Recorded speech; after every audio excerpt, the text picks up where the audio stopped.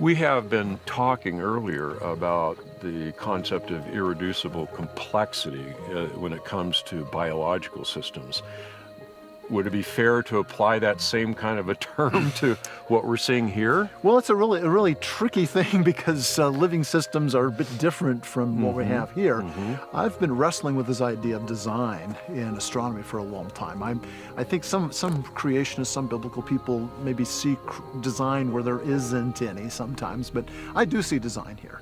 I find it incomprehensible to me that this is all just an accident. Like the moon, the more I study it, the more I'm impressed with what we see there. What do you see when you look at the moon? The moon's different.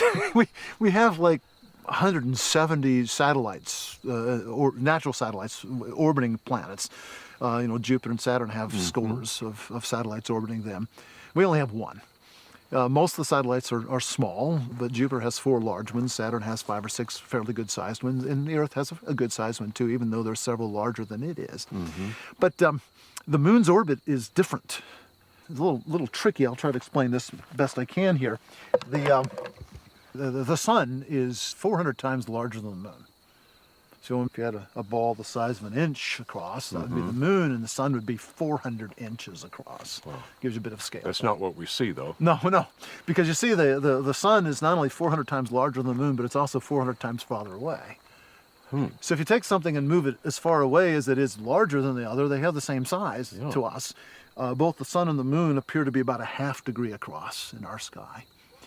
Now, on rare occasions, the moon passes between us and the sun. Doesn't happen very often, about every year and a half somewhere in the world, usually in Timbuktu. And when that happens, the moon just barely covers the sun up. If the moon were a little smaller or a little farther away, it wouldn't do it at all. If it were larger or closer to us, it would be grossly over total. Wouldn't be nearly as spectacular. We get these rare and very spectacular eclipses. Do you think that's a design that God gave to us? It's if you look at the other satellites, 170 or so in the solar system, none of them have those kind of requirements. Either they don't happen at all, or they're grossly over total, so they're not very rare and they're not very spectacular. It takes. I read once that on a given place on the Earth, we get a total solar eclipse about once every 400 years. So either if you see one, you're either very lucky or you plan to be there to see the thing. And so these eclipses are spectacular and rare, and this is the only planet on which it matters, and it's the only planet on which it happens. I don't find that to be just a coincidence. I think there's more to it than that. But there's another more important thing about it. The moon's orbit is different. We have the plane of the Earth's orbit around the sun. We call this the ecliptic. Imagine a flat plane here. The sun's here, and every year the Earth goes around like this, and it causes the sun to seem to move through the stars. That defines this ecliptic across the sky, this big line across the sky, the plane of our orbit. Now, the moon's orbit is very close to that plane. It's tilted a few degrees, but basically the moon orbits around the Earth in the same plane that the Earth orbits around the sun. Of the 170 or so satellites in the solar system, it's the only one that does that. Is that right? All the others have different orbits.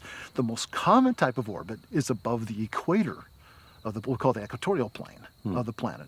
And each of the planets have different tilts. Our own Earth's tilt's about 23.5 degrees. So if this is a plane of the Earth's orbit, there's another plane, the equatorial plane, that's tilted 23.5 degrees to that. And if the moon were like other satellites in the solar system, it would be orbiting in this plane, not in that plane. But the interesting thing is, that tells me something right away, that the origin of the moon must be different from other satellites. It must be unique, which we kind of know that from Genesis because the purpose is involved. I believe the moon is unique, and the origin scenario perhaps would be unique as well. And astronomers have tried to claim, well, we need to study the satellites of the other planets, hopefully to learn more where the moon came from. Well, I say nonsense, because the moon's orbit is unique in the solar system. But there's something else about the moon. If you compare the ratio between the mass of the moon and the mass of the Earth, it's pretty high. Earth has about 81 times more mass than the moon does. But when you look at other planets, they have thousands or tens of thousands of times more mass than their satellites have. So when you look at the ratio between the mass of the planet and the mass of the satellite, it's closest for the Earth by quite a bit, Earth-Moon, than it is for any other in the solar system. Now, this is tricky. The Earth, has a tilt of 23.5 degrees. That causes our seasons. But perturbing effects, the other things in the solar system are yanking on that tilt. And over time, it would cause that tilt to change tremendously.